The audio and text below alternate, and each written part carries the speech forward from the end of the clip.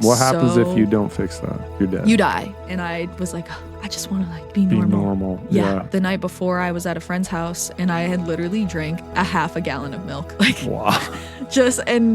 My friend's mom like told my mom, she was like, I don't think Taylor's okay. You're like 12. Like, or this 13. is not normal. Right, I'm talking to Jesus at this point. Yeah. If you just get me through this, I'll do my insulin like I'm supposed to. I'm so sorry. Was like, please. Yeah, no, I had no thoughts because I was so out of it. I just, like, my body was shutting down. Yeah, and sure. I didn't even know. Like, I thought I was just sick. People have a very hard time changing their behavior until there's a life or death experience. Right. Episode 23, Taylor Whitman. She didn't know I turned the mic on already. We're recording. What do we got here? I got liquid death. Let's go. Let's do it. Cheers. No body. Don't pound the table, whatever you do. I know, I just almost I was did. about to hit the table. They got a carbonated version, but I didn't know. I think I've tried it. And then they have like a couple other ones, right? Like that are like flavors they got and like stuff. 8 or 9, I think. They're up there. They should be sponsoring It looks this podcast like for sure. A Modelo. Like a can of beer. It totally looks like a can That's what of I beer. thought it was at first. Yeah. When I saw it a couple years ago. They got a good thing going on. Yeah, I was at I think I was at a Jordan Peterson thing he does. I don't know what they are. Is he sponsored by them? No, but they were selling them there, and it was all they had, and it was like $8. I'm like, well, I guess I'm getting an $8 water out of a can, and it's like Disney prices. it is like Disney. Well, That is Disneyland, basically. Jordan Peterson is from Disneyland. Yeah, that's a fact. But it's fun. Good stuff. Yeah, how you feeling? Good. Just hit a crazy workout. So yeah, you beat me. Yeah, I did, and you tried to say that you would beat me if your screen didn't turn off, even though that's not what would have happened. Well, for those of you who use the Echo bike, you probably had some screen malfunction at some point. I mean, I make sure when I start biking that my screen's working. Yeah, I saw it. That's on you. It is. I saw it and I hit the thing and I thought I fixed it, and then I just put my head down because it was the last one and I was just gonna bury it, and I was probably at like, I don't know, 450 watts. And I looked up and it was just flashing at me with nothing, so I lost. Yeah, by like a minute. Yeah, something like that. Yeah. Anyway. That's like the iCarly Give remote. it to Taylor. Give the win to Taylor. I'll take it. Thank you. Fantastic. All right. What do we got on here? So the point of this podcast is, one, first off, I want to say, hey, thanks, because you're the first person to come on and do like an interview first style. Guest star. You are. Hopefully, I'm honored. If we get big like the plan, it's crazy. That's going to be pretty cool to look back on this. Cool. It would be cool. People need to know about fitness, that's for sure. Mm-hmm. And there's a lot of bunk out there. There's a lot of nonsense. Good stuff. So I do thank you. What do I got on here? How long ago did you join the gym? This gym specifically? Yeah. Well, I think I started coming to gym around April of 23. So almost 2 years, yeah. Because I moved and then I kind of took a little bit of time off to like get myself situated down here. So when did you move here? March of 23. Like the so beginning you took of March. A month off. Yeah, because I started my job around like at the beginning of March. So yeah, it's like 2 years. It's crazy because it feels like a lot longer. I don't know. I feel like I've been living here for like 5 years. Life goes by fast. I don't know what to make of that. Usually longer means more stress or something, right? It was bad. No, it's just like blends all in. I was thinking about it the other day and I was like, this will be like my third year, like going into my third year living down here. It's very different, but it goes by fast. I feel like I started working and life just goes by way faster. I don't know if it's just because like the work weeks, I just think about the weekend more. Yeah. People talk about that a lot. Why does time seem to speed up as your life goes by? Yep. One good explanation I heard was because you have more time to compare against, right? When you're 30, well, when you're 1, the amount of time that you're alive, if you're alive again, is like, it's only twice. It's but double. So if you've been here 30 years and you add a year to that, well, it's not that long. So yeah. Could be. Who the hell knows why? I had she was 83-year-old client. This is 10 years ago or so. And so, I asked her like very point blank one day. I was like, listen, like what does it feel like? And you're not like physically, but mentally, what do you feel like? She's like, I feel like I'm 25 still. Yeah. It's like, I don't feel like, and I was like, that is crazy. But if you think about it, they say that our, the prefrontal cortex, our thing that makes us an adult. Like 25, like 25, 28 or something like that. So maybe we just get stuck there. I also heard something interesting about how, hopefully not. I heard something about how it was like how COVID impacts how you view your age, because of the way that like everybody was kind of stuck inside, and like in a sense you almost like lost a year, so you like feel a little bit younger than you actually are. I think that really? might just apply to like people who are younger and like had a lot of like milestones in those years, because I was in my sophomore year of college during that. So it was, sometimes I like think about it and I'm like, I still feel like I just graduated high school. Well, it wasn't that long ago. No, it wasn't. But it feels like it was not even like shorter. Like I feel like I'm still probably like the age that I was when COVID started, which I think was 19. Maybe everybody's stuck in the COVID years. Yeah. If you think about if you were 5 and you had to do a year of COVID, that's like 25% of your life or 20% of your life. So it's going to feel like an eternity. I started nannying a kid when like in 2020. Like I think he was like 3 months old. So it was, or 4. So it was like May of 2020. So it's like his whole life. He just doesn't know. He has no idea. It's crazy. Oh my God. What do we do to everybody? Tangent. Anyways, sorry. Oh, you're good. So you came to the gym. You've been here 2 years now. Mm-hmm. When was the first time we hung out? I don't even know. I know. I was trying to think about that the other day. Probably, I feel like the first year I was kind of just like, I wouldn't say like on the outskirts, but like I'm someone time. Who's like an observer for a while. Mm-hmm. I like to observe people and decide who I want to like be close with. It's everybody, like when at my last gym, everybody was like, I thought you were so quiet when I first met you. And I was like, oh, it's just because I like to get like a read on people first before I start going and being social. I mean, you are quiet, generally speaking. You're not like some of the people at the gym and just immediately start talking to everybody. You know? So, but I would say I'm more reserved. I have always been shy. Like when I was a kid, I was really shy. But I don't know. I need to get better at like talking to people, especially like at the gym, because it's somewhere that I'm very comfortable. Yeah. And it's hard. Like I know what that feels like to come into a new environment, and it's already really intimidating. And yeah, I think sometimes it's helpful.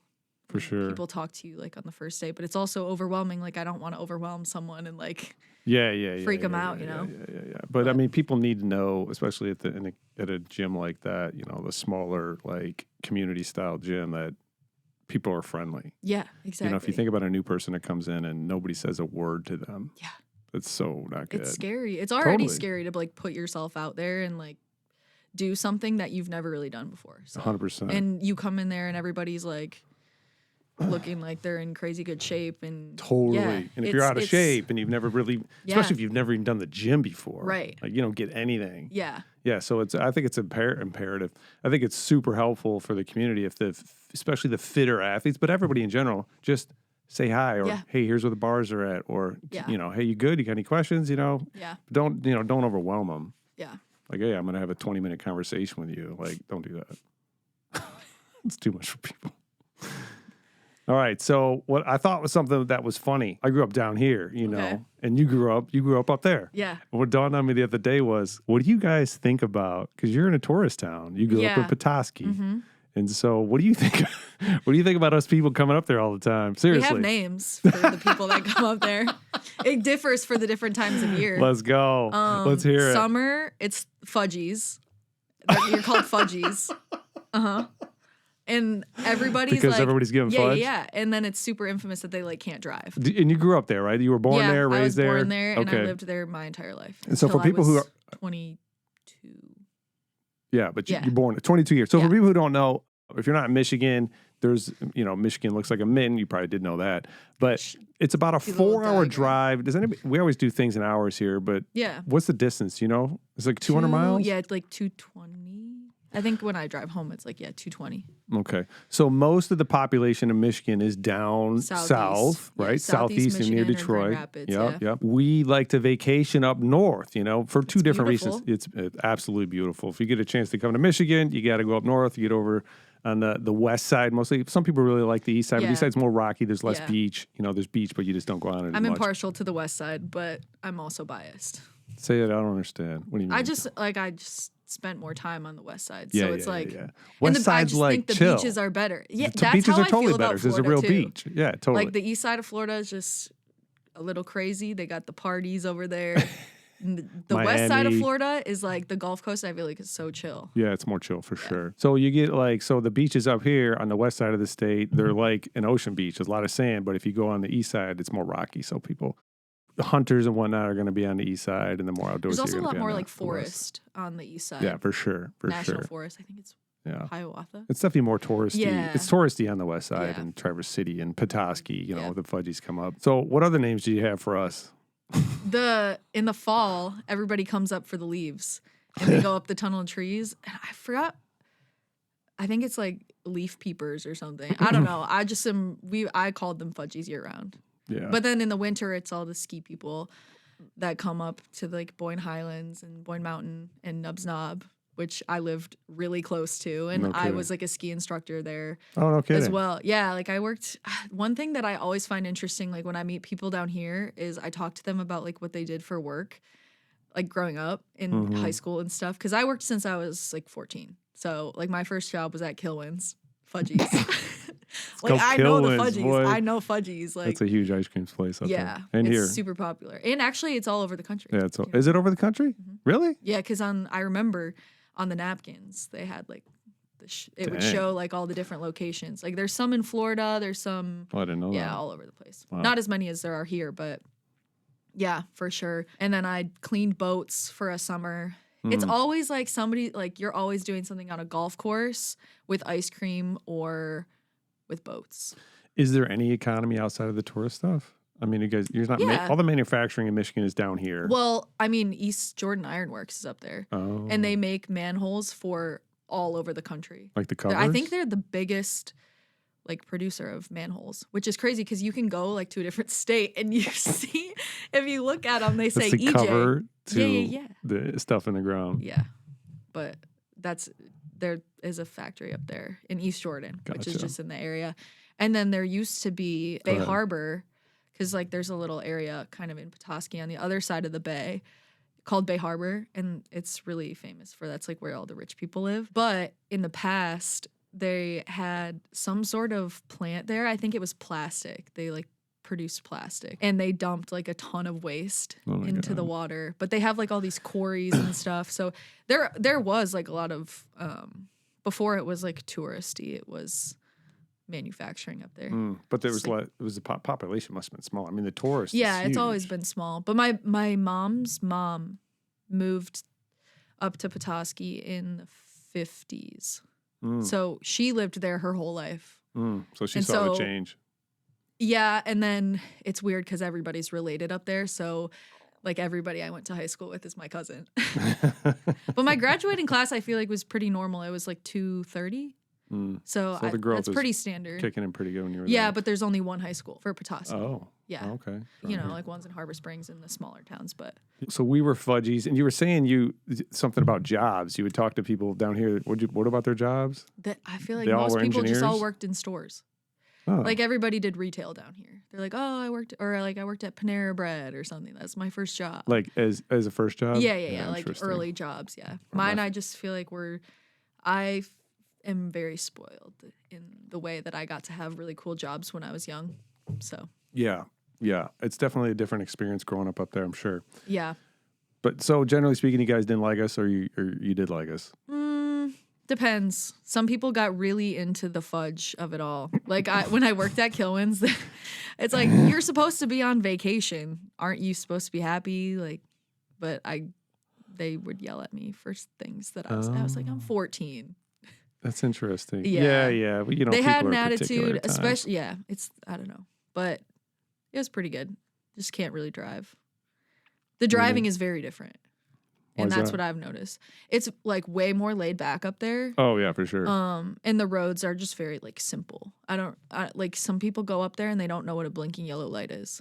Yeah. So they just stop. Yeah, I mean, you got large expanses between groups of people, and then Yeah. you come into a town, and there's a couple lights, and you got to slow down, and you speed back up. Yeah. It's just great being up there. The summer drivers up there are just, and the roads aren't made for The that summer level drivers of are the congestion. tourists.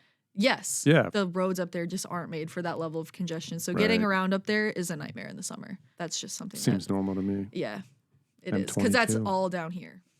Yeah, It's I like mean, well, there's always what, congested. 10 million people in Metro Detroit or something like that. It might Yeah. be the whole, maybe that's the whole state. I don't know. know. Different life, you know. I grew up Yeah. around here, so things are just like cement city for the most part. So that's why I like going up there, is because I'm like It's outside. beautiful. It's Yeah. beautiful. There's Yeah. so much to do. You don't believe it, especially like Frankfurt's my favorite spot. Yeah. Do you ever go there? I don't think I've ever been. Where is Empire that? Beach? Empire Where's that? Beach? By Traverse City? A little bit?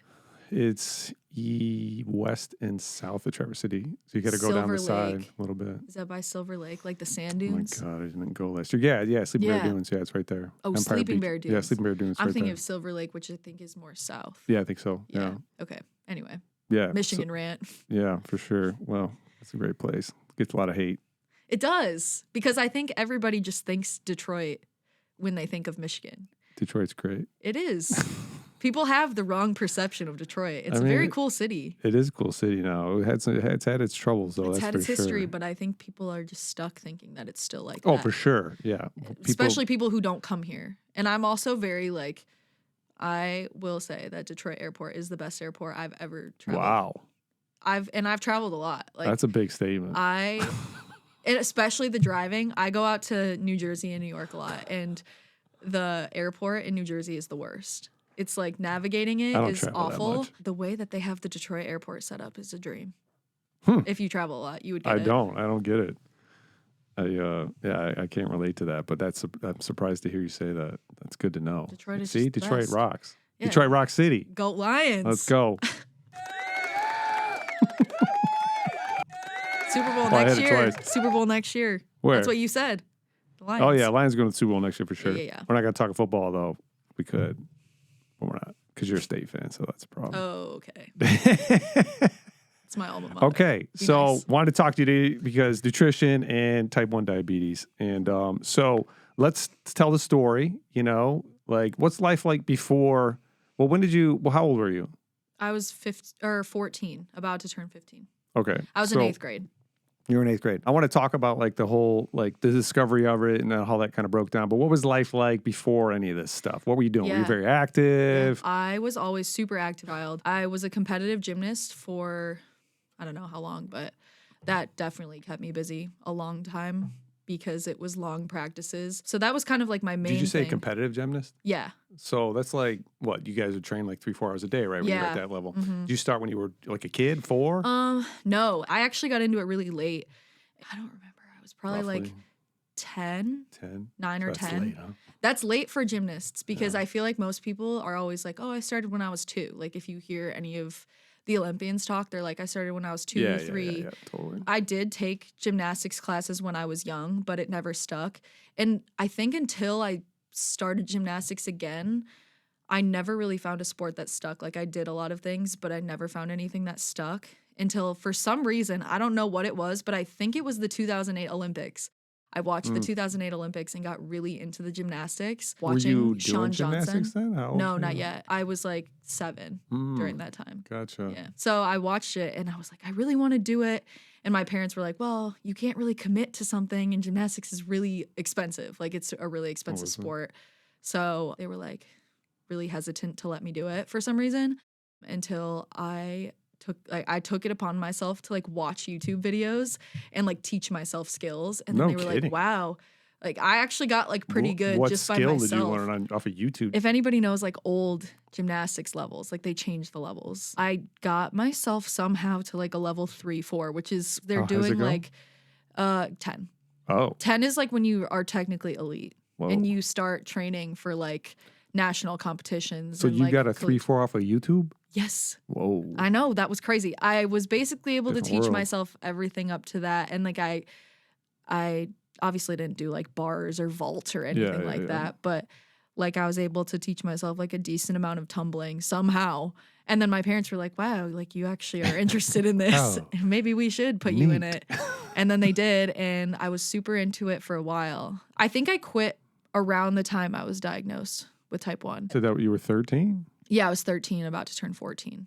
So I did it only for like 5 years, maybe 4 or 5 years. I really loved it when I did it. And I always tell people who have kids, I'm like, put your kids in gymnastics because it makes them so coachable for other sports. Because it I didn't even teaches think you, about the coaching yeah, aspect. like body awareness. I Yeah. think that's like the major thing. That's what I was Especially thinking. even like boys. I don't know. I think a lot of boys like stray away from sports like gymnastics because it's like, or not even gymnastics, but like tumbling too. But gymnastics, like men's gymnastics, is so impressive. You ever watch like them on the rings Very and stuff, powerful. and Yeah. the pommel horse. It's just the control. Yeah. Like, and it's that kinesthetic awareness or that ability to know where your body is in space and control it. And I think a lot, like when I started CrossFit, a lot of like the skills also transferred over because with bars, like it's pretty similar to like muscle ups or like pull ups and stuff like that. But by the time I started CrossFit, I hadn't done gymnastics in a long time. Your sport basically was gymnastics. Yeah. And the reason I quit was because I just didn't like individual competition. Like it was a lot of pressure. It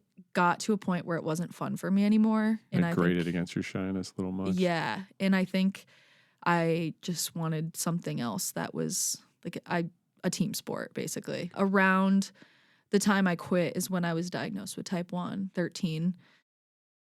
And then I started playing basketball when I was in high school. So like right after I was diagnosed, I started playing basketball.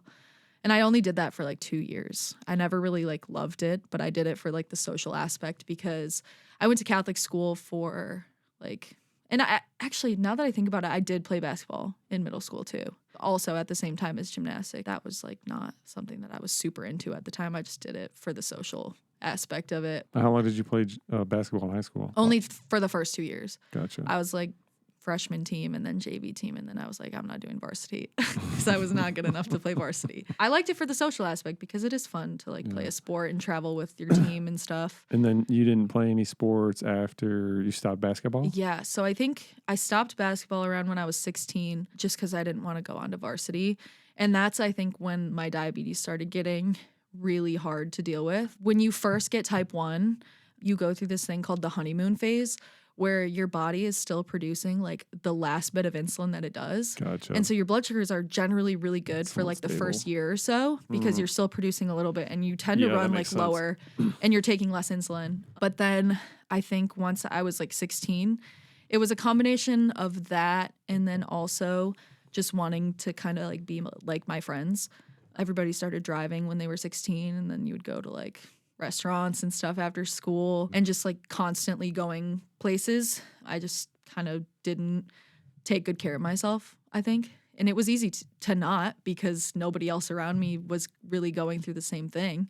So I just kind of let it go. My so you A1C, weren't playing any sport at all? No, and I was gaining a lot of weight. Let's back up a little bit. Yeah. Tell me about, so you started having symptoms, but you didn't know. How far out before the day that you actually found out you were I want to type say 1? it was like 2 months, maybe 3. 2 months. What was going on? It was bad. It was a lot of drinking water because my mom was the one who initially noticed. And I was really lucky because when I was diagnosed, a lot of people will find out that they're like diabetic because they have a medical emergency and they almost die. And they have to go to the emergency room and it's like a whole thing. My mom ended up noticing. She was like, you're drinking a lot of water.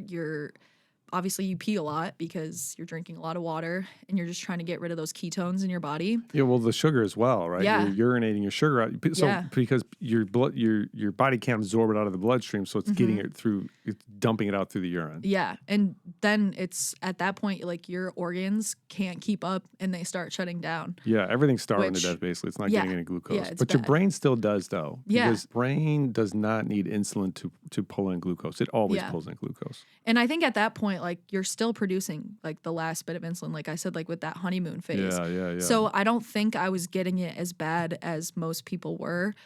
And I think it also had something to do with how active I was, just working out all the time and being at gymnastics probably helped maintain the blood sugar for whatever time that was. Well, your brain, activity uses your brain too. Your brain burns like, I forget, 2/3 of the glucose you eat or something, or a third of the glucose you eat, which is crazy. Yeah, it's really high. So even if you work really hard all day at a desk job, you're still burning a lot of glucose. Well, good to know, because I do that now. Yeah. So that through the gymnastics, so even when you have activity, like that's still taking brain function, and so that'll drive glucose as well. So you're thinking you were processing more sugar because actually GLUT4 transport. Yeah, never mind. Yeah, the activity can help get the blood sugar out because you don't need insulin. There's another process you can get it in if you're very active. GLUT4 transport or something like that. And I think also with that, I was super tired. I was really lethargic. And my mom noticed the one day that she was like, okay, we're going to get you tested. Tested for what? Just whatever? Yeah, because she had like done her Google searches and stuff and was like, I think she might have diabetes. Oh, Jesus. So she took me just to my like primary care. So you're really tired, you're peeing a lot, drinking a lot. She noticed because I was like, oh, she's drinking a lot. And the night before I was at a friend's house and I had literally drank a half a gallon of milk. Like, wow. My friend's mom like told my mom, she was like, I don't think Taylor's okay. You're like 12 like, or this 13, is not normal. Yeah. And then she likes milk like a lot.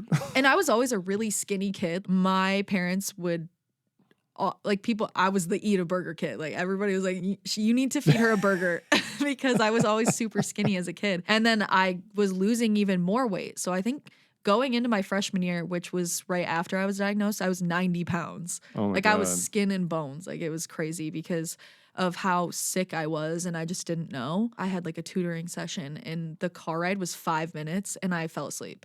And my mom was like, okay, something's wrong because this is not normal. And I literally remember going to school after I took the test because it's the same test that you take when they test you for, what is the one called when you are pregnant? Pregnancy test? No, like when they make you take the diabetes test when you're pregnant. I have no idea. There's like a certain type of diabetes that's like you can get when you're pregnant. The glucose challenge gestational test diabetes. Oh yeah, that's right. Yeah, there you go. So it's the same test. Like they make you drink this awful like syrupy. Yeah, 75 grams of glucose. It's awful. So they like take your blood before. And then you like go in fasted. They take your blood before you drink the thing. Mm-hmm. They take it. I don't even remember. It's like a certain amount of time after, and then again 90 minutes. Yeah. Yes, they did that, and I remember going back to school after that and telling all my friends. I was like, "Yeah, they tested me for diabetes, but I don't think I have it." And then I remember getting called down to the office later that day, and I was like, I stepped out into the hallway, and I was like, "Yeah, I knew." I think part of me knew at that point. I was like, "Well. All right. This is bad." Yeah. Do you remember the numbers at all? I think it was like 700, which a lot of people when they're diagnosed are like 1,000. 700 is also like awful. Yeah. Well, people don't know if you're over 120, you're considered, if you're consistently over 120, you're considered a diabetic. Yeah. Type 2. So 700 is not good. And that's what I was basically operating at like most of the day. Somehow I was just living like that for 2-3 months. But yeah, and then they took me down to, because obviously what's that feel like? From awful. I mean, nothing worse. I haven't been like that level in a long time. That's the thing, right? You say, oh, there's so much blood sugar, your energy should be high. But no, it's sitting in your bloodstream. It's not getting to where it needs to go. It's not getting into your muscles. It's not providing energy. Like you're just tired.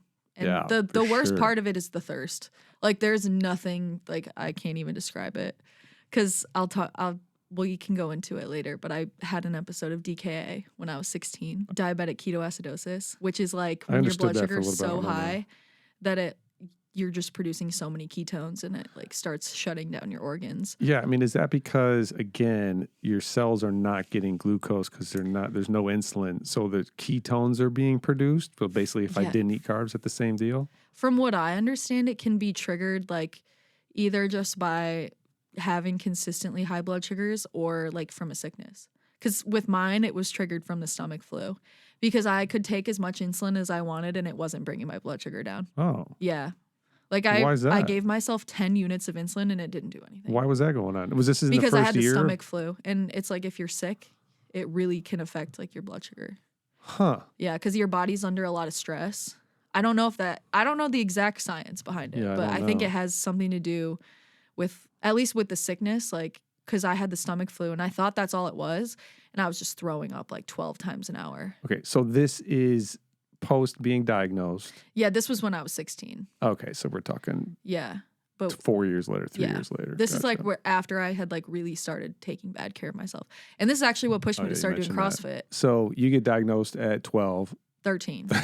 I got it this time. 13. 10 years. I got 10 it. years. 13. That's right. I know. She's I almost said at the her wrong 10 one year at first, anniversary. too. Oh, did you? All right. See, it's not I my said fault. 14. It's not my fault. It's hard to remember. Part of me doesn't feel like I. Wow. What other ones do you have? That just livens it right up, does it? Let's not get distracted. Okay, sorry. Okay. bad. All right. I needed a break. What were we saying? I don't even remember. So your age. So okay, yeah. 13. Yeah. So let's try and keep this chronological. Yeah. All right. I got you. So you're feeling crappy. You're drinking a lot of water. Your mom's like, hey, what's up? Let's get you checked out. You go do this glucose tolerance test. You throw a 700. Okay. So even if you've got good blood glucose regulation, you take in 75 grams of carbohydrates, maybe you go to 150. Yeah. Maybe you go 160. Yeah. But then it's back down in an hour, right? Mm-hmm. Like things are working. Yeah. That doesn't happen. Yeah. You're 700. 700 is bad. 700 is real bad. I feel terrible. You have to get injections. Yeah. So they take. So what happens there? What they do, at least for pediatric patients, from what I understand, I don't know if this is still how they do it. Obviously, up north, we didn't really have like the best doctors, to deal with pediatric patients because it's a whole different thing. So I had to come down to DeVos in Grand Rapids because they have a whole program and a whole team specifically for like pediatric diabetic patients. To teach kids how to do it, because the numbers don't work the same. Yeah, I guess insulin levels are less. Yeah, it is different. Now I just go to an endocrinologist, and so it's like they don't specialize in. I mean, the doctor that I go to specializes in diabetes, but like endocrinology covers like a whole range of different things. But with the team that I was seeing when I was diagnosed, like they were all specifically assigned to like educate the family and also the kids. Like I was really lucky to be diagnosed at an age where I could take care of myself. As opposed I think to a lot being of 4 or 5. Yeah, like I think a lot of people, because I've met a lot of people that have type 1 and I went to high school with a lot of people that have type 1. So it was interesting to hear how different and like see how different things were because a lot of them were diagnosed younger. And I think what can happen a lot of the times, like when you're diagnosed younger and your parents are taking care of you, like the transition is hard.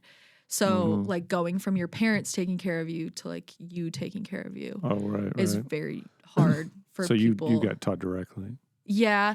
And my family knew also, like my family learned and they tried to help me, but I'm like pretty stubborn and I was like, I just want to do it myself. Yeah, and you're pretty self-sufficient. Yeah. That's what I've noticed about you. So I think from the beginning I was like, no, I'm going to do this myself. Like, even when my parents would offer to be like, oh, we can give you the injections if you want. I was like, no, I'm doing it myself. So you're 13 years old and you're giving yourself shots. Yeah. Let's go. Because you go down and you're just getting thrown right into it. You don't have any other options. There's no other option. Yeah. Yeah. Like we're putting this in you. Yeah. So you can do it or we're going to do it or if it's going in. Like, okay, well, this is life now. Like you just wake up one day and it's different. And now I don't really remember like life hits before. Different now. It does. On that new insulin. Oh my God. So you just took to it really well then, huh? At first, yeah. And then like I said, when I was 16, it kind of, Why did you stop? So you were type 1, you're doing the injections and you're done with gymnastics, you're playing basketball. Everything's going well still? I did the injections for a year and I knew since I was diagnosed, I wanted the pump. It's crazy how far like the technology's even come since I got diagnosed 10 years ago. I didn't even know the pump was available then. Yeah. Well, they've had pumps for a long time, what just was not first? The touchscreen ones. What was first, the pump or the CGM? The pump. No kidding. Yeah. Oh, that if does you make see sense. some of the pumps, like some of the old pumps, there's like a brand that makes them called like Medtronic. They look like very old and they just look a little different. But those were kind of, I think, the first ones. Gotcha. But they had that available, and then let me clarify: the pump is injecting the insulin for you. Yeah. And then the CGM is continuous glucose monitor, and that's monitoring your glucose, right? So as your glucose goes up, you have to take insulin to regulate that. So the pumps were first, so you were getting this automatic insulin thing, which is good. Well, I got both at the same time. Oh, I was lucky. They had the CGMs too then. Yeah, but it was very That was like brand new, right? It was a giant. They had just like kind of, I think, started it. And it had just kind of become available to people at that point. in 2015. But I think the year I technically started on like the pump, because for some reason it's like an insurance thing. I don't really know, but they make you do the injections for a year. I don't think that's how it is anymore. But when I was diagnosed, I had to do the injections for a year because I wanted a pump immediately. Yeah. But I couldn't. They wouldn't let me. So I did the injections. And then at that point, like you have to do the finger pricks too. Every, like whenever you eat, and then also every so often to just like see what your sugar's at. And I think that's why I had issues with it, because I just was not very disciplined at checking my blood sugar, which is why the Dexcom, like the CGM, has made it so much easier. And it's literally life-changing to a diabetic. How long you had the CGM? So I got that around the same time as the pump. But the old ones, you had to calibrate them every 3 hours, I think it was. So you still had to do a blood sugar poke. Oh, just to make every sure 3 it hours was on to track. calibrate it. Yeah, it was like the older Dexcoms. They were way bulkier, and just the applicators were like manual. Like you had to stick this massive needle into your arm. It was crazy. But the technology's just come so far, because now they're tiny. They're like this big. Yeah. I'd actually like to wear one for a little bit. Yeah, you should try it. I would like to. I took my glucose for like 2 years. Yeah. Just pricking. But it's pretty interesting. So I'm curious as to, you got diagnosed, you're doing a thing. Oh yeah, you mentioned like you stopped taking care of yourself, I think is what you said. What does that mean? You stopped taking insulin? You can't do that. No. I mean, I was still taking insulin, but it's just like when you're go all the time, like all of my friends were like obviously not diabetic. So they didn't have to like poke their fingers all the time. And I think that's kind of where I stopped doing it, because I did have the Dexcom, but it was the one that you had to calibrate all the time. And if you don't calibrate it, it doesn't work. I think I just stopped. Like I was lazy, and I was like, oh, I just want to like be normal. Yeah, I figured you might say and especially like just being in high school, and everybody's starting to drive and like go out to eat and do all these things. So you're not taking enough insulin? You're taking too much? You're not paying any attention? I'm not exercising. I'm not taking enough insulin. I'm not really paying attention to what my blood sugars are. Wow. I'm like consistently over 200. Twice a day? I don't even remember. I just remember like not really caring what my blood sugars were. And I was like, I was comfortable being at 200 all the time. Here's the thing. If you stop taking insulin, you lose weight like crazy.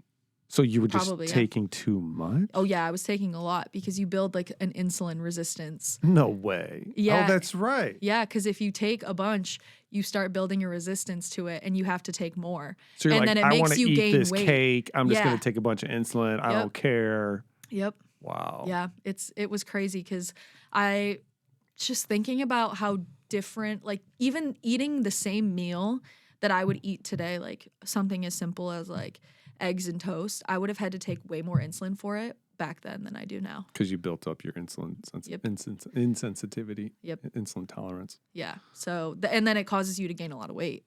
And that's kind of like where I was like, okay. And like being a girl and being 16, you're like, oh, my body looks different. And I've always been a skinny kid. So then I was like, maybe I should do something about this. Yeah, you were a skinny kid. So how tall? You're like 5 what? 5'8". You're 5'8". Yeah. When did you stop growing? I was actually not until I think I was like 18. Because I remember when I was 16, I was like the same height as some of my friends, and now I'm taller than them. So I think I had a spurt between like 16 and 18. Got that instant but I was spurt. always pretty tall. Like I was always pretty tall, like growing up. I was average. I wasn't like one of the tall kids. You weren't but short like me. When I was I'm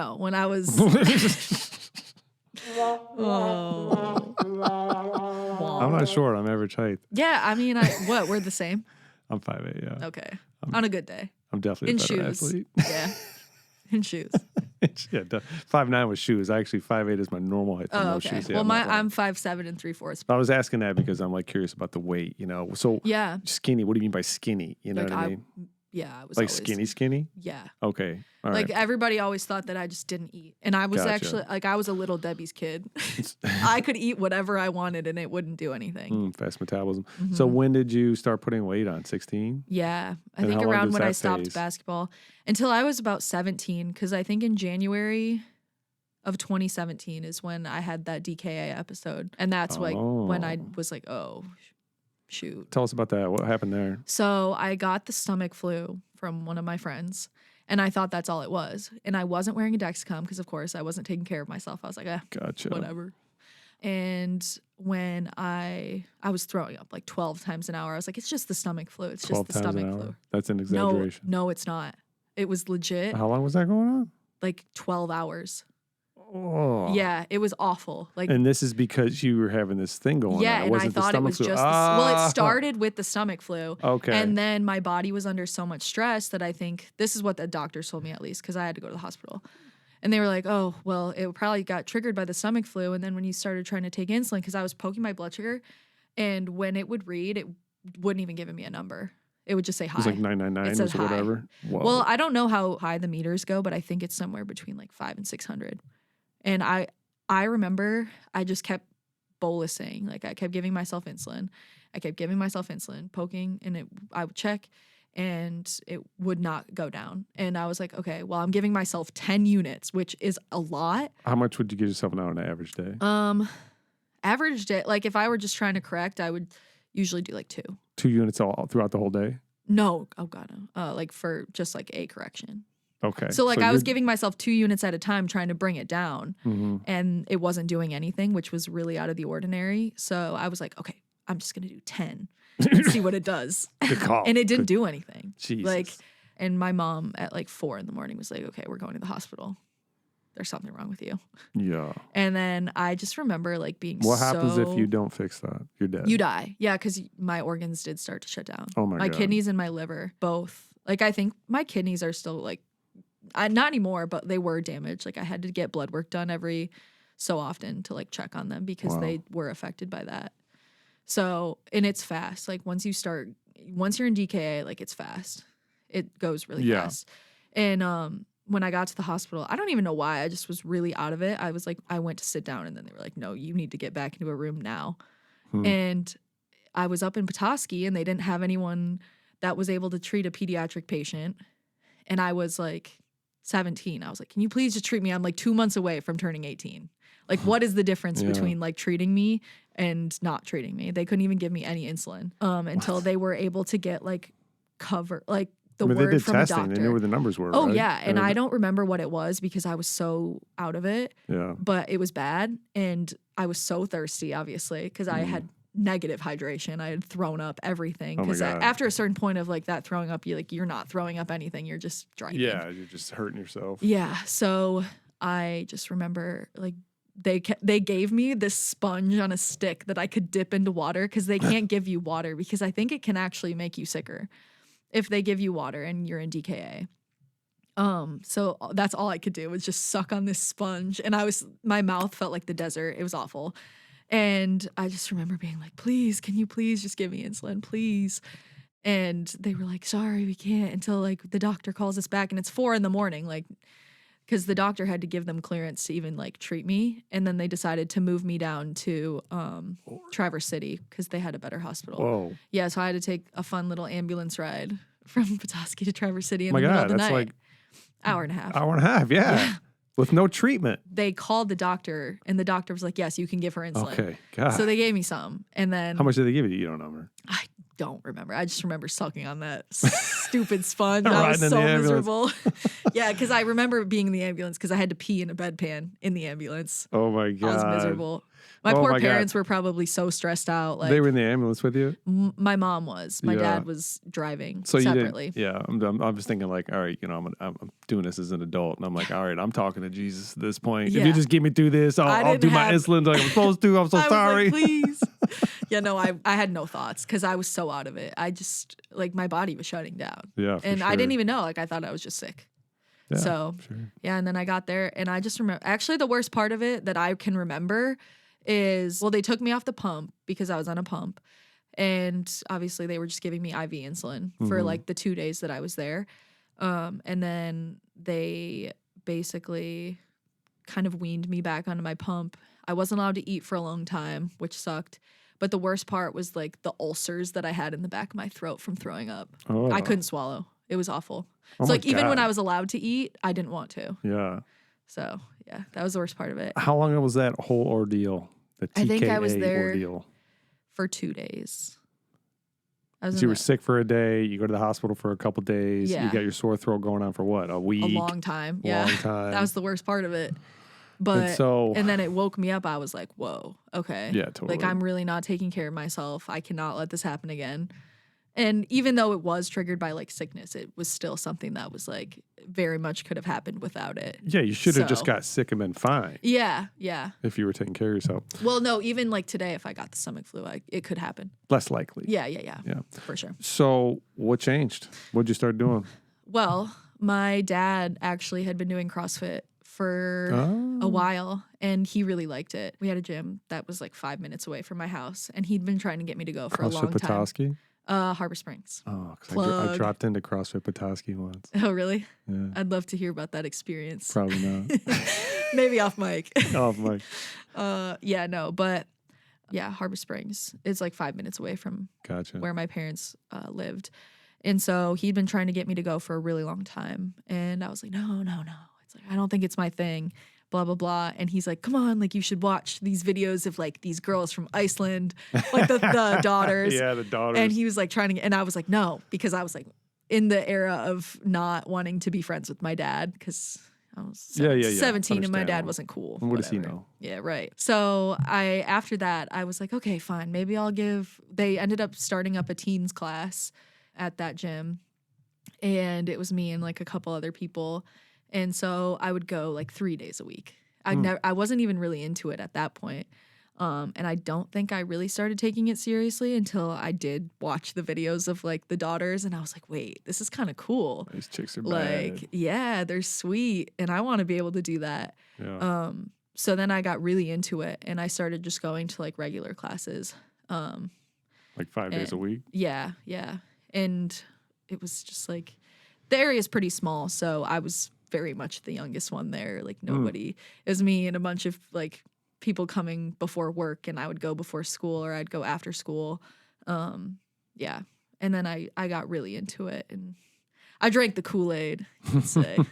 Were you 200 pounds when you started? No, I was 170. 170. Yeah. Which is technically like my heaviest, but like now, like I was telling you earlier, like I'm only 10 pounds different. It's just the body comp changed so much. Yeah, you mentioned that before. Yeah. This is really cool. You start doing the CrossFit. You have this life experience. I almost died. That's bad. Mm-hmm. So, and this is something that is what really well known. People have a very hard time changing their behavior. Yeah. Until there's a life or death experience, right? Like somebody has a heart attack or they get diagnosed with cancer or whatever the situation is. Yeah. Now there's this external motivator, internal, however you want to look at it, that can then help drive that behavior, this constant reminder. So that happened to you. Yeah. And you get into it and you're doing it. And so what happened though? I mean, like, did your blood glucose get better? I mean, what kind of outcomes did you see? Slowly. For anyone that knows diabetes, like when I started CrossFit, I think my A1C, which is like what they test to give you a good idea of like where your blood sugar has 3-month been. average. Yeah. Yeah. I think it was like 11 Oh. or 9, maybe 9. I think it was 9. Still bad. Yeah, it was really bad. About a year after I started CrossFit, I got it down to like high 7s, which was good for me. Yeah, I think for a type 1, that's really good, right? Keeping in the 7s, no? Yeah, you want to be lower. For now sure. I'm 6.5, Lower's but like high 7s for me was good after being in the 9s. So that was good. And then I started doing like the nutrition. Like I got really into it, and I was like, because I started getting good at the CrossFit, and I think a lot of the gymnastics transferred For sure. there. So I was like, oh, wait, I'm kind of good at this. Like, I really like this. I want to keep going. Like, I enjoy the weightlifting. So that was kind of when I was like, oh, I really want to change like my body comp at that point. So then I started doing like the nutrition coaching and getting into that part of it. So what was your coach doing for it? Did it put you straight to macros or just? Yeah, it was pretty much just macros for, I think I did it around a year. Yeah. What happened? Did you lean out? A little bit. Honestly, I Get think jacked? the best takeaway that I got out of it, no, I didn't even really lean out until after that. If anything, it just really gave me a good like baseline of like where I should be, what kinds of foods I should be looking at. I don't think I would do it again just because it's a commitment. It's a time commitment. And it's like something that I always have to be thinking about when I'm doing that. And I'm like, just not in the headspace to like do that right now. Or, yeah. No, I understand. But it did really teach me a lot. And I think I took a lot from it. You counted macros for a year. Yeah. And you learned a better understanding of foods, proteins, carbs, and For fats. sure. Yeah. And like how much Quantities. of each food I should be. Yeah. Quantities, I think. Yeah. Especially. Do you remember your like numbers at all? I want to say for protein, I was at some point, I was around 120, 130. Oh, yeah? Yeah. That's a little low for your body weight. Yeah. But I think that was, maybe I was higher at some point. I don't know. It was easy though, because my dad was doing it at the same time. So we kind of, nice. And we had the same coach. So, so yeah. you meal prepping and all that? Yeah. And it was easy because I was still living at home with my parents and like my dad. So basically was they were doing so you were just into eating it. Yeah, he was so into it. So he was like paying for it. He was paying for my gym membership.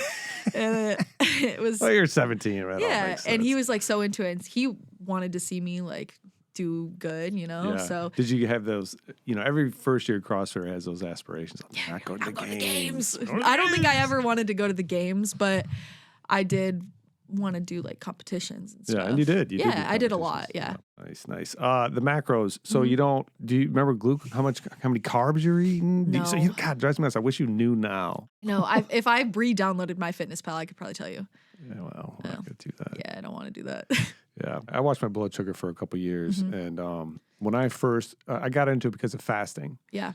Actually, there's like a bunch of questions now. One of them, I think I'm gonna do a whole podcast on fasting. And have Dua as your guest. Just do I didn't even think about that. A friend of ours, fasting Dua, special. she's Muslim, so she's doing the Ramadan, as I she's call doing it. the Ramadan. That's what I call it. You're doing the Ramadan. Let's go. Let's go. And so this was a water only fast 5 days, and so I did. Yeah, it's pretty intense. And so what happened was I stayed crappy. I felt like crap. Yeah. So I'm trying to say That'll do all it. the way till Thursday. Oh yeah, I think I talked to you about this. Yeah. And I mean, how crappy I felt was on Wednesday. I did my first workout, and it was basic. It was like 30 minutes. I just moved around. I pushed the sled around. I got on a bike, whatever, 30 minutes just to get my heart rate up, just to move my blood around. Yeah. And I sat down and ate, and then I sat down and ate. No, I didn't do that. That's what I normally would have done. And I sat down for like 30 minutes and watched a video or whatever. And then class was about to start. Mm-hmm. And I got up and I was dizzy straight for 30 minutes. Yeah. Like my body was not responding to nothing coming in, right? Because what's supposed to happen is your insulin levels are going to drop, your glucagon levels are going to go up, your cortisol levels are going to go up, and it's going to start pulling energy from your body into your bloodstream so you don't feel like a piece of crap. Yeah. Well, I got stuck for 30 minutes feeling like a piece of crap, and it broke, and I pushed through it, and I made it through the fast. Yeah. The second time, 4 weeks later, I did another 5-day fast, and on Wednesday, I started feeling good. A little earlier. Yeah, so my body, since it had never been in that situation, the epigenetics going on, it took a minute to get kicked in. It took a few days. But once I turned it on, now I was ready. Yeah. It was good to go. And my blood sugar levels were wacky, right? Like, really? I was over 100 on a fast in the morning. Yeah, that is weird. I was throwing like 103s, and I'm like, everything I know says I need to be at 90 or less as much as possible. Otherwise, I think, what was the number? Every point over 90 was a 2% increase in all-cause mortality. So all-cause mortality, anything that you could die from. For every point over, it's a bad number. You don't want to hear that right now. I don't. But you can mitigate a ton of that stuff with exercise. Yeah. And so I was like, all right, I'm at 103. I'm going to do these fasting things. And blood sugar relation was phenomenal after the second fast. Yeah. I'd wake up at 76, 75. See, that's when I started drinking juice. Yeah, you don't like it that at low. 76. Totally. I thought 55 on one of those fasts. Swear to God. That's when my thing starts like beeping at me. It's like you need to do something or you're gonna die. It's not good. But I was tough, damn it. So anyways, I've got some experience with blood glucose. I would like to wear a CGM. Yeah. Because I think that'd be super cool to see what's going on when I eat. Yeah. Yeah. Teaches you a lot. And my CGM, back to like the technology thing, just is so cool because it partners with my pump and it'll tell my pump, oh, your blood sugar is this. So it can either give you a little bit more of a basal drip or it can cut it back if it notices that you're going low. Yeah. So if your blood sugar's dropping, it's gonna take the insulin turn down. off. Yeah. Yeah, totally. Yeah. So it's cool because that obviously has really helped, I think, especially overnights, because I used to wake up at like 150 because I'm sleeping. If I go to bed and my blood sugar is 150, it's going to stay 150 all night.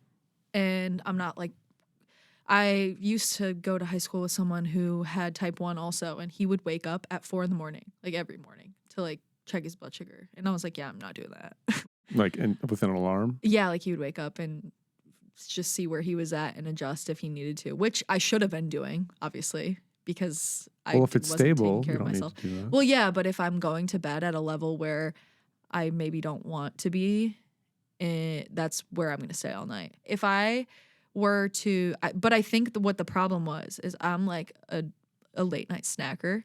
So I would eat a snack before bed, and then I'm not like the CGM wasn't communicating with the pump, so it's not like my blood sugar is just gonna like lower itself a ton overnight. Whereas like now it'll tell like if my blood sugar is higher than I want it to be. Like last night it was, and so but I woke up at like 90 because my CGM told my pump, hey, she needs a little extra insulin. So it juiced you down a little bit. Yeah. Yeah. Which and I think does it normally happen? Not before, because the CGM was like an independent thing. Like the CGM wouldn't work with the pump. They didn't communicate. Yeah. But Which now I they think do. is the coolest thing now because it's made such a difference. I think that's why my A1C is so much better, because my overnights were the issue. Yeah, I would wake up at like 150, which is fine, but it's not where I wanted to Not be. Because 150 now I'm a.m. 150. 150. Yeah. I would wake up at 150. My blood sugar would be. Yeah. Yeah. But now I'm waking up around like 90. No kidding. Yeah. That's great. It's cool. And then it's like you can hear That is for a visual. great. My blood sugar was not very good last night. Maybe I won't show this. Don't show me last night. But like this is after lunch. You can see like the little spike from lunch. Oh yeah. But now I'm 123. So what did it go up to? Went up to, and this is also from the workout too, because my blood sugar does spike after I work out. Like you can see too. You can slide along here. It's like this is the little spike from the workout. That's the workout. Around Goes up to one. Almost like 200. 180. 180. Yeah, it goes up 199. It dips and then overcompensates a little bit. Yeah. You know, And once I relax, I'm like good.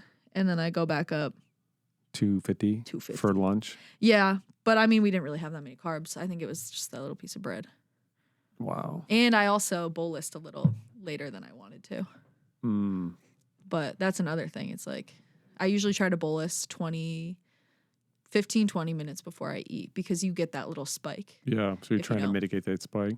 Yeah. How high would it go if you didn't take the bolus? So a bolus is like, so the CGM's reading her blood glucose. The pump is giving her insulin in accordance with that, but she knows she's going to eat, so she'll take a little more insulin to try and mitigate how high that goes. Yeah. So how high would that have gone if you didn't take that bolus? From lunch, probably not super high, just because we didn't have that a much. ton of carbs. Yeah, it was a salad and a piece of bread. Yeah. But it probably would have gone maybe up to 300. Oh, really? Oh, so you saved about 50 points. Yeah, but I think also if I didn't bolus at all, it would have stayed up at 300. Oh, it only spiked because I bolused a little later than I wanted to. But, so you could have avoided the whole spike? Mm-hmm. Oh, yeah, check it. But I just got distracted, which happens a lot. Yeah. Well, today's not a normal day. Yeah. Which brings me to my next question. So on workout days, what do you do? Yeah, so... because that's going to cause a little disruption. How do you plan for that, or do you? Usually, my pump settings, which what I was telling you earlier about how they're programmed for different times a day, it'll change your basal rate, it'll change your correction factor, and then your carb ratio. And those are like the main things you want, because your target blood sugar basically stays the same all day. Which is what for you? I think it's at like 130, okay, technically. But I'd like it to be lower, obviously. But 130 would be great. So the settings at different times a day are basically programmed based off of data around my normal day because they're looking at the last 6 months because I go to the endocrinologist every 6 months. Does your machine keep data like that and try to make adjustments? Does it have AI in there at all? No, it's just I think it just compiles the data and then they look at it on a graph that gives you like the average blood sugar like at the different times a day for the past 6 months. And my doctor will look at it and be like, oh, you're weirdly spiking at 5:00 p.m. And I'm like, oh, yeah, that's just because I'm working out. Because working out with the adrenaline usually spikes my blood sugar a little bit. And then it'll kind of naturally bring itself down. And then I usually also will like bolus after a workout before I eat dinner. So on a day like today, it's a little different because I worked out at noon. So I think that spike is also a little bit different. But usually, and I honestly might be lower later because I'm used to increasing my basal rate and my correction rate and my carb ratio after 5:00 because that's when I'm working out. Yeah. So yeah, you probably dip lower, I would imagine. Yeah. Unless you have a midnight snack, which might be in I love order a midnight for a day. snack. Yeah. Or usually it's snack. like an 8 or 9 p.m. snack. Do you bolus if you have a snack like yeah. that? You have to. Yeah. Is it your blood sugar more irregular later in the evening? I would so say if you yeah. eat something that's going to be more wild than I eat the same thing morning? for breakfast every morning, and then I switch it up for like lunch and dinner. So mornings are pretty easy, and I wake up around the same level every day, like 90 to 120, and then it just fluctuates based on that, like what else I'm eating and what else I'm doing during the day, and then also like there's so many other factors that can impact it. Like some days I'll just be really high and I don't know why. Like stress is one of them. Hormones is another. So especially for women, like different times of the month, your blood sugars can fluctuate. Is it more? It's more dysregulated during that time of the higher, month? Yeah. It's just going to be higher overall. Changes in hormones make it higher. Yeah. Do you ever swing low? Is that something you have to contend with, or not usually? It's not a thing for you.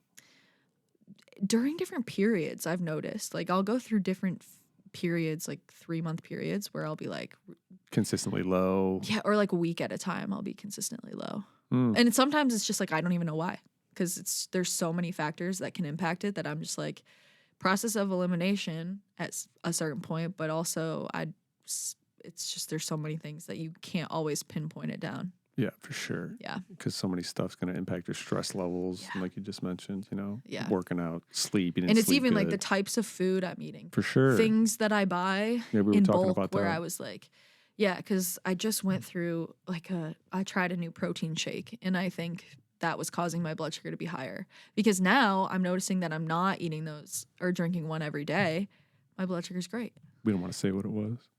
It was like 250. Oh, the protein shake? It was just a ready drink? No, it's Premier Protein. Premier. Yeah. Sorry, Premier Protein. That's the thing, right? So if you think about if you eat a steak, there's a lot of digestion involved with that. There's going to be a slow release of the nutrients into the bloodstream. Yeah. If you have a protein shake, well, that's digested protein already. It's already broken down. Yeah. And so it's just going in fast, and that's going to cause some dysregulation. Yeah, and what I've noticed is that obviously like there's foods that I eat where I already know that I'm going to trend higher for the rest of the day. Like anything starchy. So I always have issues with pancakes. Pancakes is one thing that will always make my blood sugar high. Everybody loves pancakes too. And I love them. But and that's I allow that's myself to have them once in a while. You should. I only get them at a restaurant usually because I don't know. They're never as good when you make them at home. But yeah, probably not. Yeah. So pancakes, potatoes. Again, it's a highly processed. Think processed, think pre-digested. Doesn't mean bad if you're not taking too much, but it is going to cause some fluctuation. Yeah. So just think like pizza, potatoes, anything starchy. Even or a potato in general. Yeah, anyway. Mashed. And obviously the amount you eat, but you're not counting your macros, so we can't talk about that. Well, that would be something I'd be super obviously interested I do in. count my carbs because I have to know how many carbs I'm eating every time. How many grams of carbs you eat a day then? I couldn't tell you. I thought we were counting. I mean, I don't keep track like as a total. I don't keep track as a total. I keep track per meal. So I guess if I would estimate like in the mornings. Yeah, what would you estimate? In the mornings, what do you have in a meal? 50, 30? In the mornings, it's usually like 50. 50? Because I eat the same thing every morning. I eat 2 eggs, an English muffin, which is around, I think it's technically around 20. Tasty English muffin. I love an English muffin. Put butter on there? Yeah. Well, I change what I do. Sometimes I'll smash up some raspberries, put it on top, do a little drizzle of honey. It's really good. Recommend that. Like, not what I thought you were going to say. No, sometimes I had avocado in my head. Do people do avocado English muffin? Yeah. I've done that. It's good. Well, sometimes it's like, I don't want to buy a loaf of bread. Of course, because I'm like, if I want avocado toast, I'm just going to make avocado toast. Like, I don't really eat bread. Just everybody out there, I've never had avocado toast my whole life. Wow. I know that's upsetting, but I just Gotta think get into that. I'm not going to do it. It's good. It's good. So you don't eat a ton of protein in the morning. No, I do. You had 2 eggs. That's 12 2 grams. eggs. I used to eat 4 That's every day. 24. Yeah, but I don't do a ton of protein in the morning. But yeah, and then I do like a coffee, and then eggs, and then a carb. The carb changes sometimes, but it's usually around the same. So like between 30 and 50, I would say carbs. Gotcha. And then for lunch, I usually try to keep it pretty low carb too, just because I don't want my blood sugar being too high before I work out. Because that's like a whole nother thing. When I eat lunch around like 1, I'm trying not to keep it high before 5, obviously, because I'm working out at 5.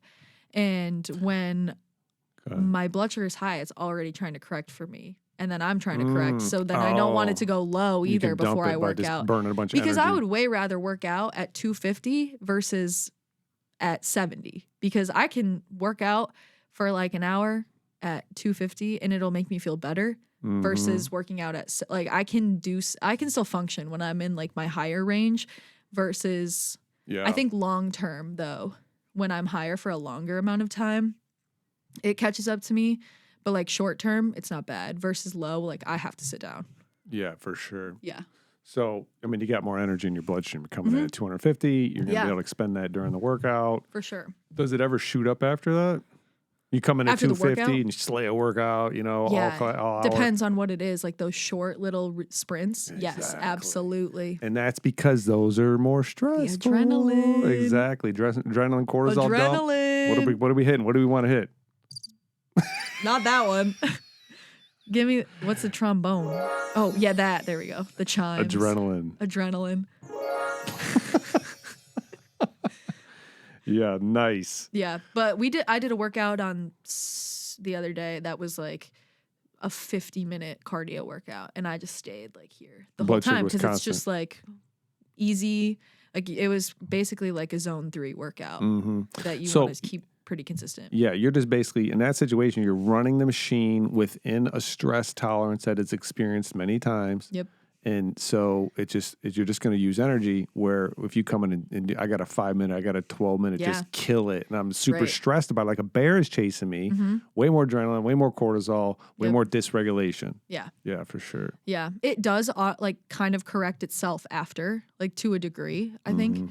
Because I'll shoot up for like the duration of the workout and then it'll just kind of come back down by itself, shooting it up. I know sometimes I like put my pump on during a workout. Everybody's like, "You juicing up?" I'm like, "Yeah, about to kill this workout." I have an advantage. Yeah, you can hit some insulin that's going to force more glucose into the cells. That is an advantage. Yeah, but I'm feeling terrible usually. That's why you're doing it. Yeah, you're not doing it so you can beat everybody in the workout. Well, no, I'm saying like if I'm shooting insulin, like I usually feel terrible because my blood sugar's high. Yeah. So it's not really an advantage. When do you start to feel crappy? What number is that? For like when I'm high, 300 usually. 300. So if you get over 3, you could just feel it. If I get over 3, I'm thirsty. I'm like, I'm irritable too. Like I get angry. Yeah. Huh. What about? I don't know and same when I'm low, like I'm really irritable. Does it feel exactly the same when you're low? No. What's the feel like when you're low? So different. I feel like you've probably like felt what low. Most people have. For sure. Dizzy, standing up. Yeah. It's just the dizziness. It's like you're shaky. I'm so hungry. I'm always so hungry. And I just want, everything sounds good. Like I just want to keep eating, which is the problem because I'm like, okay, I only need like 15 carbs and I just have to be patient. But it's like after you eat those 15 carbs, everything else sounds good too. Yeah, you just keep eating. And I'm already low, so I should just keep eating. No. Yeah. Like It usually only takes like 15, which is why it's like I would really like to, like, I really try to avoid it when I'm working out, because if I go low in a workout, I'm done. Like, I have to sit You down. have to stop. Yeah. But if you come in at 500, you feel like crap, but you start moving, it's going to help, regardless of the number. Right. Yeah. Yeah. But low, it could take you out, like Yeah. literally. So when do people die? What's that number on that? It's not the same for everybody. I think if you get under 40, you're my you're lowest a bad ever has spot. been like 28. Come on. I've been 28 and somehow still conscious. I don't even know how. Because it's just amazing. You start seeing spots. Because your body experiences that and it's learned how to adapt to it, But somebody who's never experienced that before, 28, they're done. Yeah. Like, it's like falling off a cliff too, because there's no recovering. Yeah. And you start seeing spots and it's a out of body experience. Yeah. I've been at like 38 recently. No kidding. Yeah. The hell's going on? And I was like, I need to call my mom just in case I like pass out. Wow. Something I've been curious about, flavor profiles. Do those change at all based on what your blood glucose is? Have you noticed? I asked you before and you said no. And I was like, how could that not be? I don't think so. You know what I mean? Well, like, yeah, I things do. taste better when I'm at 60. I haven't noticed that. Really? That's so I just surprising get to me. hungry. Everything tastes good to me. But I do tend to like go for sweeter things, I guess, when I'm low. But I think it's just because that's easier. Like juice is just the easiest thing that I've found works the fastest for me. So that's what I usually just gravitate So if you're towards. low and you have 15 candy. grams, I how love long candy. do you have to wait? Like 15 minutes. That's fast. 10, 15. Yeah, that's fast. Yeah, it definitely acts quicker than insulin does. Yeah.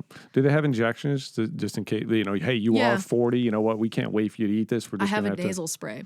Oh. It's really cool because they used to not have that. And it was a whole situation. It's a glucagon like solution that you had to dissolve a cube. Glucagon is a hormone. Yeah, it's like what you they had call to it? like dissolve. Yeah, it was like a glucagon pen. And I think maybe it's like the hormone somehow like elevates your blood sugar. Yeah.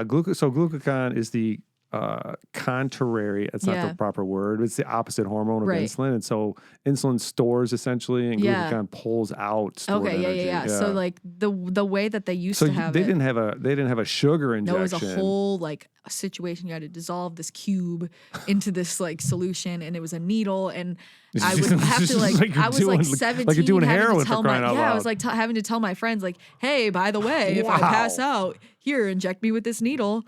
And I remember I was in a situation where I was traveling when I was in high school, and I was in a place where I was like, oh, this could get bad. And my mom had to like teach my friend how to do it or like tell her how to do it. And I was like, she was like really nervous. So for sure. The nasal spray is definitely a lot more user friendly. And I think I try to carry one. Yeah, everywhere. I've never had to use either of them. So I don't know like how it works or whatever, but it's only for when you're unconscious, basically. It's like Narcan. It's totally Narcan to a diabetic. That's amazing. It's amazing you can shoot stuff through your nose and it helps you better. Helps you. In your blood sugar. As long as it's not cocaine or something. Right. None of that. None of that. None of that. No pre-workout like that. No. No smelling salts.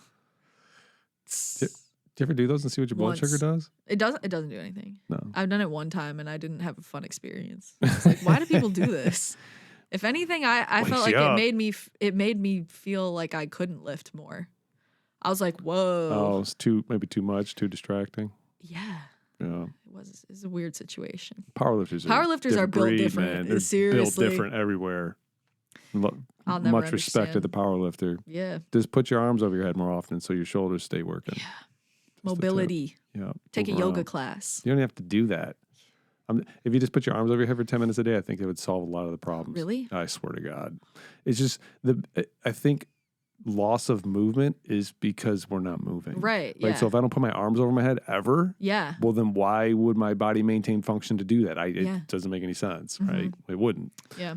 So, did you have anything else? I got a list of general questions. I want to see if I got everything off of here. What kinds of ranges we talked about that. High sugar feels like, got it. Low sugar feels like. Do tastes of food, I got that one. I'm really surprised in that. And here's why, because. I mean, maybe. I should actually maybe you're not paying think attention. about it. Yeah, because I don't really think about it. Yeah. Yeah. Try and notice that. Because I got this little routine. I'll work out, I'll do a protein shake and no carb. and then about an hour or two later, I eat a salad with chicken, and then I'll have a Snickers bar after that. And you won't believe what that Snickers bars taste like after. Just so good. Yeah, after working out really hard, not having carbohydrates 3 hours. Do you think it's more like up here? No, I can physically, if that makes sense, with tasting, taste it. Yeah. Where normally I don't taste food very much. I mean, which is a thing that people don't know about me. Like, I don't really taste food that much. I can barely, I can taste salt. I can kind of taste sugar. So weird. There's not a lot of flavor. I can't designate like, coffee, maybe the first sip, and then after I can't really taste it anymore. It is super weird. And I had COVID. What a way to live. Yeah, I don't really get a ton of pleasure out of food. It's more the texture. Yeah. But that Snickers bar post-workout hits different. It just hits different. I could taste it. It's like cinnamon in there or something. Is there cinnamon there? I think there's a secret ingredient. I don't know. Snickers. What are y'all putting in there? I cut you off. You were saying something. No, I just said that's interesting. Yeah. I haven't really thought about it, but I always taste my food. Good for you. Yeah. It's a great way to live. Yeah. You should try it. Yeah. I could taste onions. I don't even think it's full taste, though. What gear do you use? We covered that. What are you using? What are your brands there? You got your Dexcom? Oh, Dexcom. Yeah. Dexcom, and then my pump is Tandem. How many CGM companies are there? Continuous glucose two major. From what I know, it's Dexcom and Freestyle Libre is like the other big one. The other one. Yeah. I thought isn't one of those geared towards like general population health, not like diabetics, but people just trying to keep better glucose management? Different kinds of I don't really know. There's a Dexcom that's the big dog. Yeah. There's a Dexcom that they just came out with, though. It's called like the Dexcom something. And maybe that's what you're thinking of. Like it's a certain type. I don't really know how it's different. Yeah. Like if you look at like finger pricking. Yeah. So the standard variants on like just for diabetics, like just a general like CVS or even like a higher quality, you can get like a 10% variance, which means if you throw a 300, that's 30 points. Right. Well, for somebody who's like trying to do this just for health reasons, which means they're going to try and keep it between, whatever they want, but they want to keep it under 100, generally speaking. To be accurate. Yep. And you can't have a variance like that. Yeah. So the brand that I used was Keto Mojo, and it was pretty cool. Keto Mojo. Because it would do glucose and ketones. So that is pretty cool. Yeah. So I went into, as I go into a fast, you have to use a different strip. Yeah. And that's where a lot of the technology is apparently, is in the strips, because the strips lose their capacity to whatever the heck they're doing. The I think I have to get new strips like every so often. Yeah, these each strip comes in an individual package. Wow. Yeah, so that's crazy. That's where the tech went, was into the strip. And so they're way more accurate. Yeah. But I'm pretty sure there's a CGM that they're trying to get that geared towards just general health. Yeah, I try to pay attention to what's going on because there's always good research being done, I feel like, and technology's changing all the time. Insurance only covers like a new pump every 4 years. Oh, really? They last that long? Yeah. Well, if this one broke, they would send me a new one. But it's got to be the same one. But you can't get the latest and greatest. Yeah. Gotcha. Yeah, so if it comes out within that 4 years, I usually only pay attention within that 4 years. Gotcha. In those 4 year windows, around the time when it comes. And I just got a new pump. It's it's the same one that I already had last time because it didn't change. If you're one of those guys. Hussein. This is call out. Can't do that. Sorry. Cut that. Cut it. Cut it. Cut it. What were you saying before I'm getting distracted. Yeah, technology. Yeah, so tech. So that's the pump. No, that we talked about the CGM. Yeah. And nobody's going to need a pump other than unless you're a type 1. Right. Well, I don't know. I don't know if some type 2s might be on pumps. Oh, that's right. Just because they do take insulin. Yeah. But with type 2, it's like if you're pre-diabetic, you can reverse it. Yeah, for sure. Or just change your lifestyle. This might not even make any sense to you. But back in 2002, 2005, when I was just getting into this, they didn't think that you could reverse type 2 diabetes. Really? When I say they, I just mean them. The world, yeah. When I say they, I meant them. You know what I'm saying? Yeah. It's not a knock. Consensus it's of not the a knock. overall, it's a big ship. Yeah. The medical industry is one of the massive. They're always doing research. Yeah, and you got the whole to their defense. What is it? Research to practice gap is 20 years. Yeah. So I mean, I would be arguing with people, and And I wouldn't know. I didn't know either. Yeah. But intuitively, I'm like, wait a minute. So you're telling me if I stop eating carbohydrates and I exercise, Right. I can't get my glucose back down? Mm-hmm. I think I can. Yeah. But so it was labeled a disease, and it is. But Yeah. like it's totally quote unquote reversible Yeah. for most people. I feel like I wouldn't even say reversible because if you don't keep up with the lifestyle changes, it's not gonna. Yeah. Well, if you stop doing that. Yeah.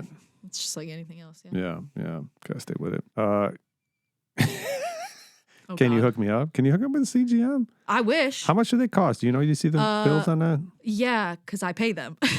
I thought insurance covered it. For the most part, but I mean, I still pay a little bit to the medical supply company. What's a They CGM don't fully cost? cover, but without insurance, because I will say the new Dexcoms are not. At least for me, I've had issues with them not lasting the full 10 days that they're supposed to, and insurance only covers the exact amount for 3 months. Yeah. So I get Just for clarification, the pumps, which are putting the insulin in, last 4 years ish. Yeah. But the And- Dexcoms need to be replaced. Right. It's every a 10 unit, days. puts a little piece of wire in under your skin, which is detecting your glucose levels. And so those go bad within about 10 days. Yeah, I was gonna say when I was at the gym earlier, my old one was supposed to expire in 2 days, and then it just for some reason wasn't reading. Like I've had this issue with specifically the G7, and I got it maybe 6 months ago now, like the newest Dexcom. I don't even know why I'm touching it's not on my arm. But I usually Where's wear my them on my Dexcom? arm. I used to wear them on my arm because the first time I got them or got the new Dexcom, I put it on my arm like I used to do with the old ones. And this is something that's interesting too because I didn't know that this could happen. But I would sleep because I'm a side sleeper, and I would sleep on that arm, and my Dexcom would go off in the middle of the night, being like, "You're at 50. Yeah, 'cause wake you're up." totally pinching off its capacity. Yeah, to it's read. a compression low. Yeah. So I had to start wearing them on my stomach, which Dexcom, if you hear this, no, I don't, because it's only FDA approved to wear on your arm. Oh. Yeah. So, but I found Cut that it. wearing it on my stomach actually is accurate and it doesn't get in the way of Why do you think anything they do else. that? Why do they think they're so specific on the sites? It can must have differ. tested it, It can yeah. differ. It can be less accurate in different areas. I can tell you why. Because if you're, well, who knows? My guess Muscle would mass be and muscle mass, but it's where you it's hold. subcutaneous, so it's in your skin. If you think Yeah. if you got, most people are going to have more body fat there, so there's probably going to be less circulation. I bet you Yeah. it's not as accurate on the stomach. Be my Yeah. guess. I don't know. Well, it works for me. So Yeah, that's well, where you're I just lean. wear I it. mean, Yeah. if you don't know, T-Rock's rocking a 6-pack like year round, so I try. she'd be like that. Oh, Which is so I was funny. going somewhere else with the. What was the question? Can you hook me up? Oh, yeah, because I only get a certain amount for 3 months. So they only send you Yeah. They're tight the on enough that, for amount. So sure. when they don't work, they time out a little bit quicker. Because for me, they'll last anywhere from 8 to 9 days instead of the 10. So then I have to be messaging Dexcom being like, hey, your product broke on day 8. Can you please send me a new one? Yeah. And they will. It's just slow. But that's when I have to start thinking about, okay, do I actually need to go buy one of these out of pocket? What are they out of pocket? $100 per sensor. Damn. So For you need 10 4, days. you need basically 3 to 4 a month. I mean, I'm going to do it because I want to know, and I'm really curious of what's going on when I eat these certain things and why do I feel the way I feel sometimes. Yeah. Because being straight up, if I do eat a Snickers when I'm post workout, Yeah. and I don't really feel good. Yeah. After the Yeah, Snickers? like an hour later, I'm like, "Rrr," sometimes, but sometimes I feel great. And I'm like, what is it, my Could blood also be sugar? the Or ingredients, it's yeah. that's what I'm saying, right? So if you guys don't know, do you know what natural flavors is or flavors? Natural flavors. Yeah, that's a general designation. So back, Yeah. I don't remember what it was, the 90s or whatever, when the FDA was like, hey, you're going to have to put ingredients now on all your food because it wasn't Yeah. on there before. Mm-hmm. The food companies were like, well, you do know sometimes we've got like over 100 to 200 different ingredients in here. It's going to be a Right, problem. and that's just called natural flavors. Exactly. So they created a subcategory. Yeah. It could be 500 different things under flavors, natural flavors. Yeah, so it's And hard there's to a just third one. weed out an ingredient that you're Yeah. like, oh, maybe it's this. So if you see natural flavors, one, it isn't natural. It's a chemical for sure. Right. So I don't know if it's that or is it the sugar. Yeah. Because I guess if I ate plain rice post Yeah, I was workout, they gonna say probably it'd wouldn't be feel that way. interesting to maybe Yeah. like even just like a banana or like a I don't eat bananas. I do apple not or a digest fruit. them well. A fruit. I don't digest fruit well at all. Yeah, it's I love really apples. causes digestive problems. I used to eat an apple before I worked out every day. Oh, no kidding. But it's like stuff to like eat that, lemons. just like simple. I made that up. Yeah, I was like, what are you doing? I don't eat lemons. I'm making it up. Simple sugars like that. I usually do fine with like before or after a workout. Yeah. Like, I just like to keep it simple. Yeah. The thing about fruit is I don't know if this still is true, but it doesn't make its way in as glycogen as efficiently. So glycogen being stored carbohydrate in the liver or the muscle. Yeah. So I think post-workout you should not do fruit if you want to get your glycogen levels back up faster. Yeah. But whatever. I just like to do it before because people who drink like pre-workout, because that has carbs in it, I can't usually. do that because it'll. Oh, that's gotta jack you up. Yeah, it messes me up for the whole day. I bet. So I'm like something like an apple. I'll just bolus like a little bit, maybe even a little bit less than I normally would, because I know I'm about to hit a workout, and that seems to work for me way better, especially on the days that I'm working out, like on Saturdays when we're working out at like 10 o'clock, and I'm waking up and I'm used to eating before I work out at 5 p.m. obviously. Yeah. So it's very different when I'm working out at like 10 p.m. or 10 a.m. Sorry. 10 p.m. And I'm workouts are like tough. going into it. Yeah, right. Going into it like fasted, like going into a workout fasted versus. Yeah. Because even when I would work out at like working out 5:30 fasted. a.m., it feels so much better because then it's like breakfast hits different. That breakfast hits after you work out fasted. Oh, for sure. And then it's like you got See, the there rest it of the is. day. That's what I'm saying. Flavor That's what I'm profiles go saying. up. Okay, you know what? Maybe I got to pay You pay more attention. attention. All right, my last question is, where's your body fat? No, it's on here, which would have been great. I we talked wish, about it for because half a second. I wanted to do the DEXA scan and then I didn't. I wasn't in town for the day that you guys had the truck. Oh, that's right. Yeah. I'd be interested to see because it's definitely up right now. Yeah, so at the gym we bring in, what's the name of the company? Dang it. I don't know. I haven't been there the last 2 times, so I don't know. DEXA scan. I don't want to throw the wrong Dex one analysis. out there. Dex analysis. There you go, T. Even I'm observant. So we bring in Dex analysis once a year in the fall, and whoever wants to, our membership participates, and we monitor. We encourage people to look at their bone density, their tissue density, and their fat mass, which is the numbers you're going to get, subcutaneous, and then visceral, which is really cool. So we don't know what the body fat is, but she's rocking a 6-pack most of the time, so she's fit. I try. She's fine. She tries. She's keeping it. She started taking care of herself. So 17. I did. Yeah, 17. 5 years and later. now I'm 20. I'm about to be 24 in like a week. Just getting started, folks. Just getting Right. started. All right. Hey, is there anything that you wanted to talk about that we didn't cover? Fitness questions. Anyone got any fitness questions? That's our joke in our little group there. I don't think so. I feel like we pretty much covered Yeah, everything. we covered a ton of stuff. It was great. Yeah, good stuff. Appreciate you coming out. Yeah, very easy. I appreciate you having me on. Yeah, yeah. First guest star. That's right. I don't know if Maybe you're I'll, a star, maybe I'll but- come back if the people like it. Yeah, well, hey, if anybody's got any questions, if we could do a second one, a follow-up, I'd be totally fine with doing that. Yeah. All right, hey, let's wrap this up. Thanks for listening, everybody. Appreciate your time and attention. Jordan Peterson says that. I think it's good. Next episode is actually going to be on fasting. Somebody Get the Ramadan.